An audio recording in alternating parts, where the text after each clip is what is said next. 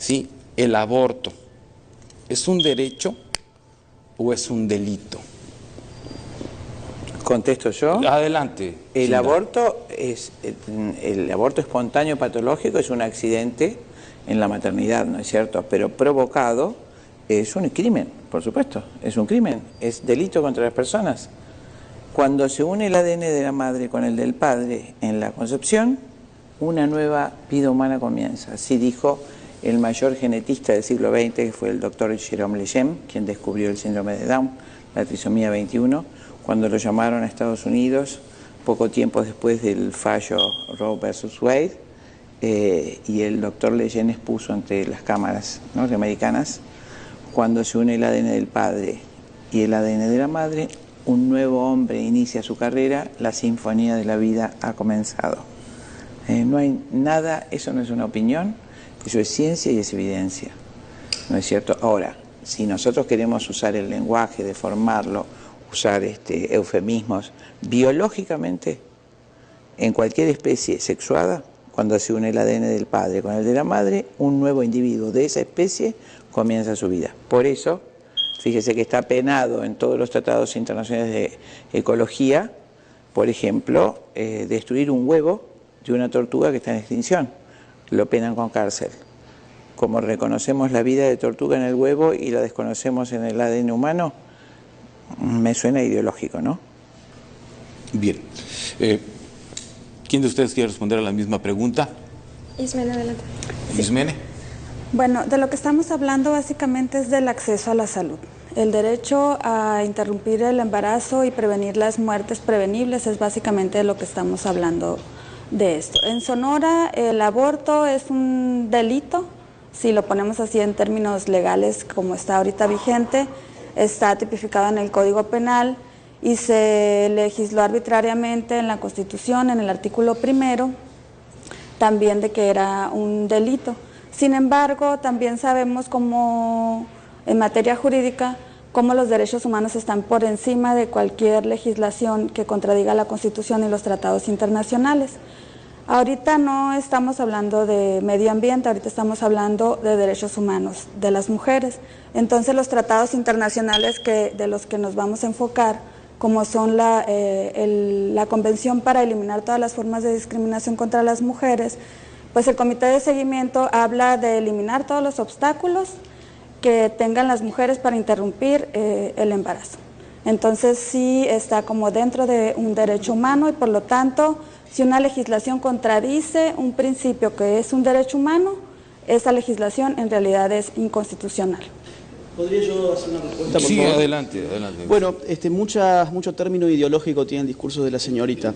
En primer lugar, no es una política de salud aquella en la cual dos seres humanos ingresan a una clínica, uno sale vivo a su casa y el otro termina muerto en una bolsa de residuos patológicos que en algunos casos incluso después se utilizan para un comercio negro de fetos abortados, como el FBI ya está investigando a Planned Parenthood en los Estados Unidos.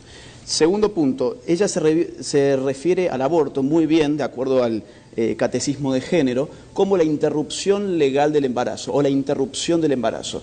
La interrupción no es lo mismo que la terminación y ahí está la trampa dialéctica de ella. La interrupción es el cese transitorio de un proceso para su posterior reanudación. Vamos a suponer, yo tengo que ir al baño, interrumpo este diálogo tan rico que estamos teniendo y después el diálogo se reanuda. Por eso es que se interrumpe. Si yo, vamos a suponer, tengo una urgencia y en verdad tengo que abandonar el estudio y yo no regreso, mi participación no se interrumpió, mi participación se terminó. ¿Qué es la terminación de la vida humana sino un asesinato? Eso por un lado. Segundo punto, ella dice que el aborto es un derecho humano. Muy bien, está explicándolo como si los derechos humanos fuesen cosas que se cayeron del cielo, ¿no? Como si el derecho no fuese una significación sedimentada a partir de la correlación de fuerzas políticas que derivan en esa sedimentación. Lo que está pasando con los derechos humanos es que estamos ampliando derechos humanos a costa de otros, en este caso al ser humano por nacer.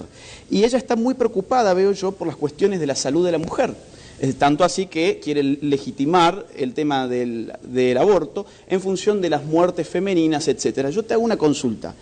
¿Vos sabés cuál es la principal causa de muerte femenina en México? ¿Sabés?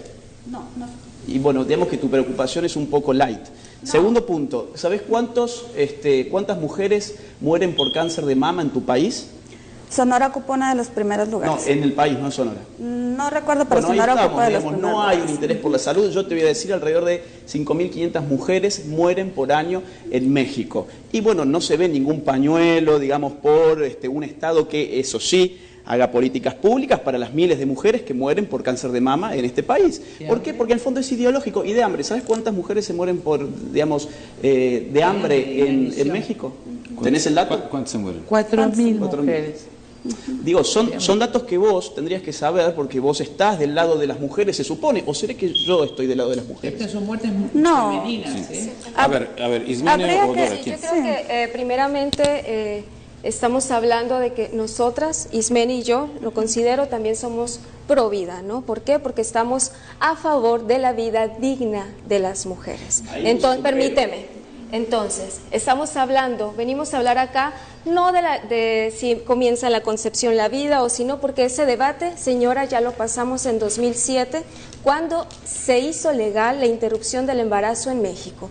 Ese debate ya lo pasamos, ya es obsoleto. No, acá no pasaron el debate. ¿De qué vamos a hablar aquí? Tal como lo dijo Edgar Molina, vamos a hablar de la legalidad. El aborto legal y el aborto clandestino, que es una realidad en México. Entonces, el aborto criminal. Los abortos, el aborto a pesar de que sea un crimen en México, pasa y va a seguir sucediendo, ¿no? Tengamos el permiso del Estado mexicano o no. Aunque el Estado mexicano siga sin garantizar los derechos humanos que nos corresponden como mujeres, las mujeres vamos a seguir abortando, porque así lo hemos hecho siempre. Entonces, el debate acá no es la vida sí o no. El debate acá es la legalidad. Estamos hablando de la vida sí o no, estamos hablando del aborto. Ella establece el valor de la vida en función de una categoría tan subjetiva que ella misma establece como la dignidad. Es decir, si vos no tenés una vida digna, entonces te podemos matar. Supongamos que yo considero que no es una vida digna tener el simpático corte de pelo que vos tenés y que yo te puedo matar entonces. Claro. A ver, o sea, por otro lado, ella dice que acá ya se debatió y que no es un problema de cuándo empieza la vida humana. Por supuesto que el problema es cuándo empieza la vida humana, porque si no, quizás estamos llevando adelante un genocidio sin saberlo. El tema del aborto se tiene que responder no políticamente, conforme a las ciencias, porque la política, como ustedes ven ahora mismo, tiene mucha ideología. Último punto, hiciste un acto fallido que va a quedar para la historia seguramente, aborto criminal. Eso es un acto fallido porque supongo que en el fondo pensarás esto último. A ver, Ismene, y luego ya vamos a corte. Sí, bueno, me gustaría para empezar centrar a los compañeros, compañera y compañero en el tema. Por ejemplo, hablan de muertes de mujeres por hambre, por alimentos, por diferentes enfermedades. Entonces, de ese tema ya hay derechos definidos en ese tema de la salud, en ese tema de acceso a la vivienda, en ese tema de acceso a la salud. Entonces, exacto, pero entonces eso se trata de políticas públicas que faltan de implementarse. No es nuestro tema, porque entonces si nos vamos a poner a hablar de políticas públicas que faltan, nos vamos a desviar del tema principal. Por eso yo empecé a centrar el tema en los tratados internacionales que protegen los derechos humanos de las mujeres, a los que ellos no se han querido referir. Entonces, si nos vamos a centrar aquí en temas de la pobreza mundial, en temas de la salud, de las muertes en general, y nos vamos a desviar del tema principal, que es el aborto, pues entonces esto no va a tener una guía. El Pacto de San José de Costa Rica, que tiene rango constitucional, protege la vida desde la concepción. Voy al corte y regresamos con eso. ¿Cómo no? Es la mesa de pros y contras.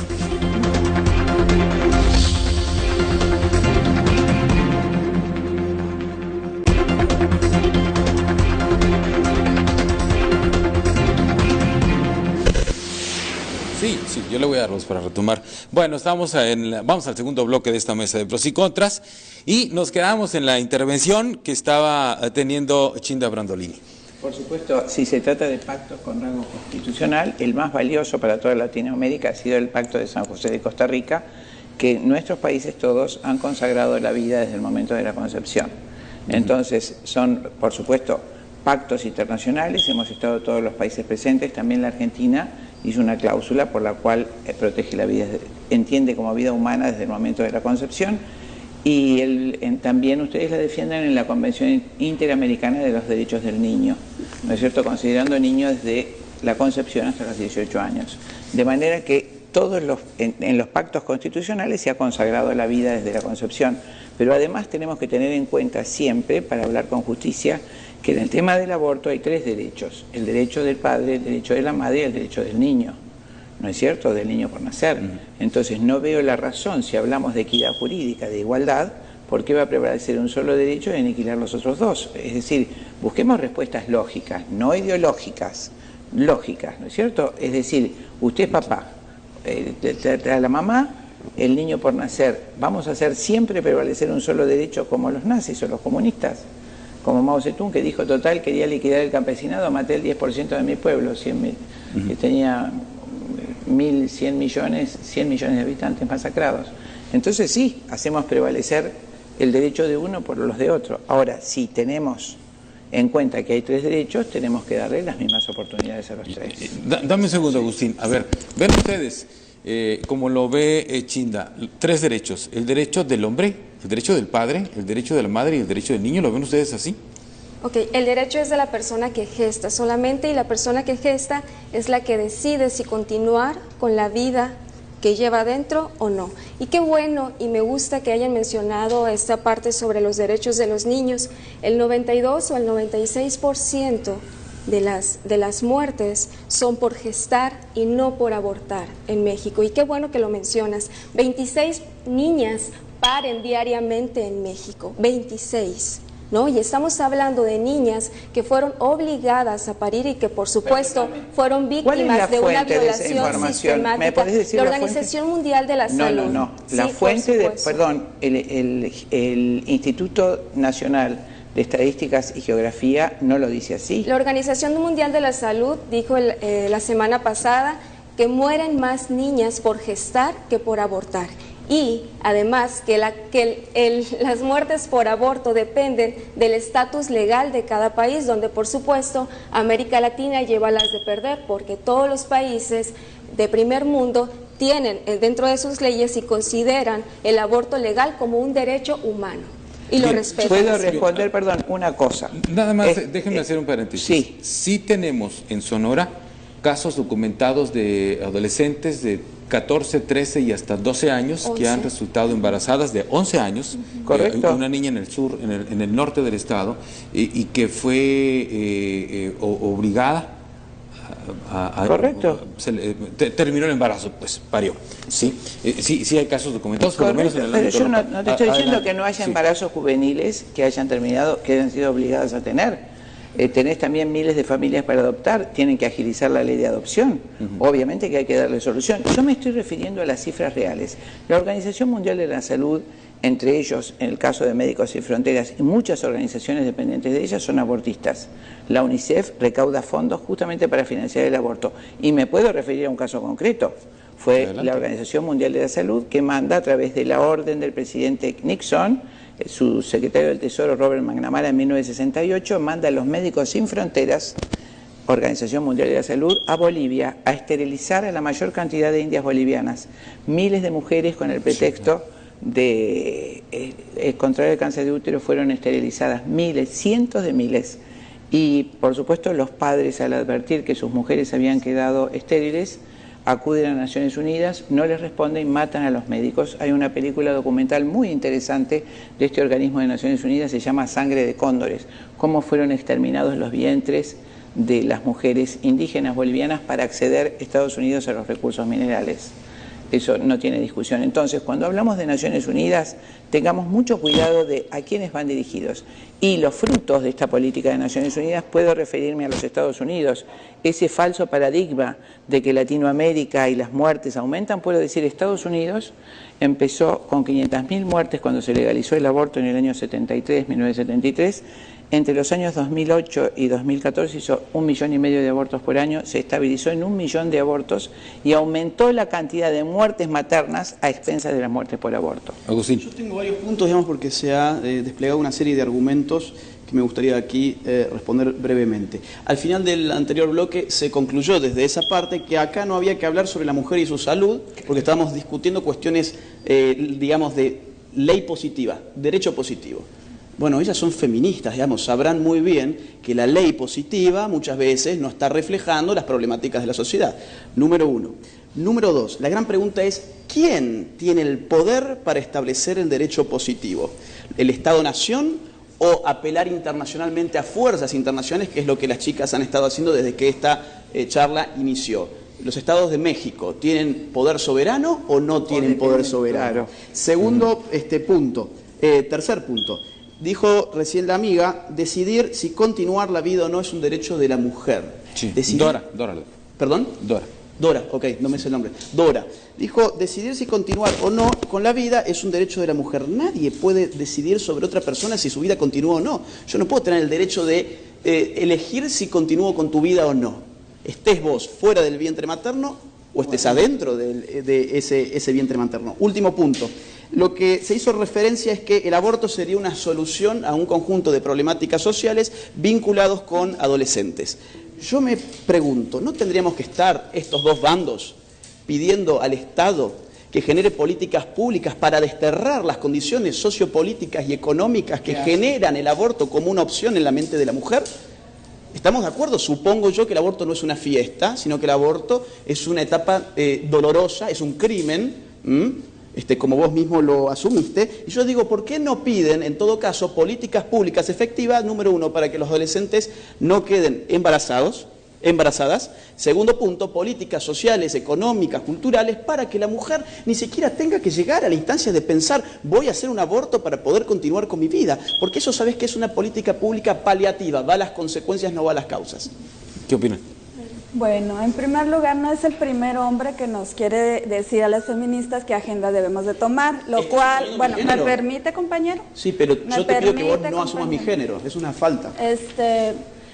Entonces, yo simplemente me estoy apegando a los derechos internacionales que hay y bueno, pues habría que actualizarse, que en nuestra Constitución mexicana está un artículo 133 que establece como ley suprema de México los tratados internacionales junto con la Constitución, es decir, al mismo nivel, y lo cual es ley suprema en México. Por lo tanto, no significa que México al firmar tratados internacionales pierda su soberanía, porque no es que se lo imponga una institución internacional, sino que México pacta junto con los demás países en tratados internacionales que considera benefician a su país.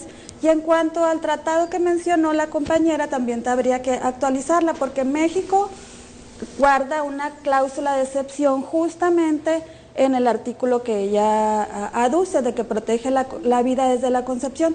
México tiene esa excepción, entonces no aplica. Ese es el único tratado que México ha firmado que hace una referencia exclusiva a que protege la vida desde la concepción y no aceptó esa afirmación.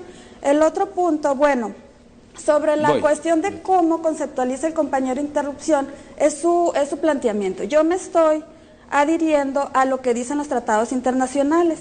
Los tratados internacionales, porque claro, son ley suprema en México y además son derechos ganados de las mujeres, que nos han costado muchísimos movimientos sociales para defenderlos, y por supuesto que me voy a pegar a los tratados internacionales y no a la definición personal de un compañero. Entonces, el Comité de Seguimiento a la CEDAW del 2012 afirma claramente que México tiene la obligación de eliminar los obstáculos para interrumpir el embarazo. Es decir, claramente incluso señala que México, la Ciudad de México, que le llama la atención cómo está la ley dispar, porque mientras que en la Ciudad de México las mujeres sí tienen acceso al aborto, en el resto de los estados no. Por lo tanto, llama a armonizar a los estados para que todas las mujeres tengan derecho a interrumpir el embarazo hasta dentro de los 3 meses sin considerarse penalizado hasta las 12 semanas. No estamos hablando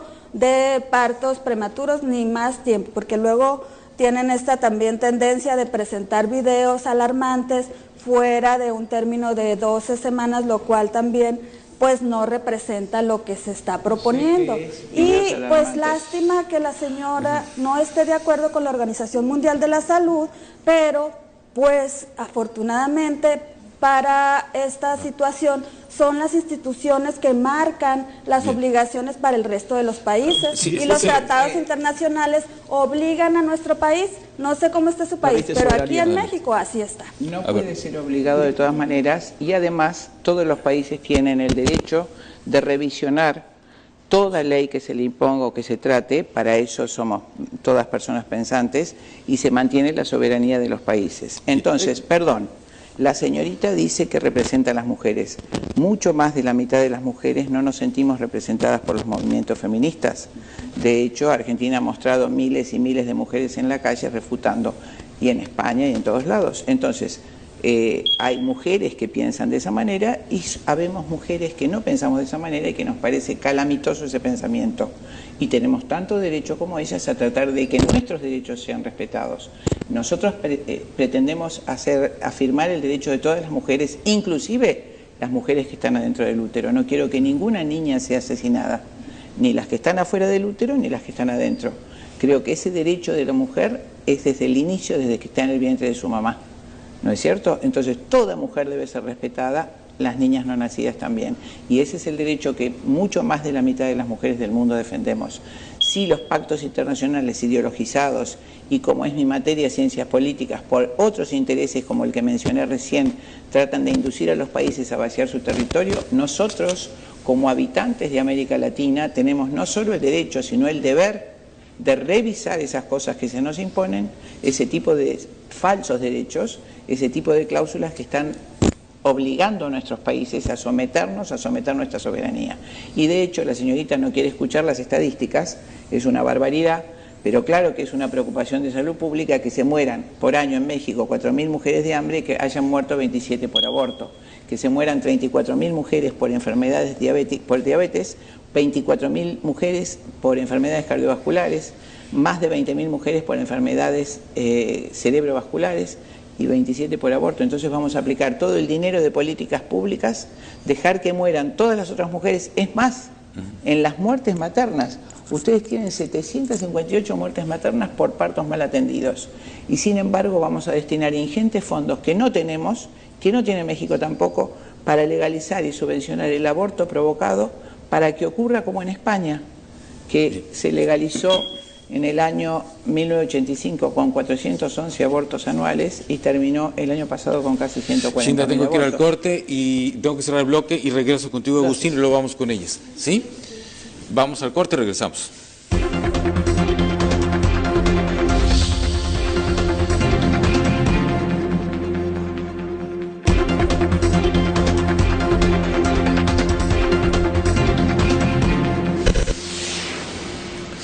Bien, regresamos al tercer bloque de pros y contras. Es el bloque más largo, 26 minutos.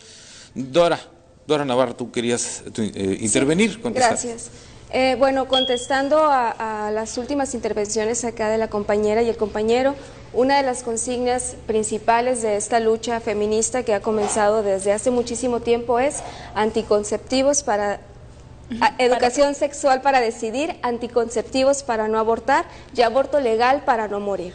Ahí termino contigo.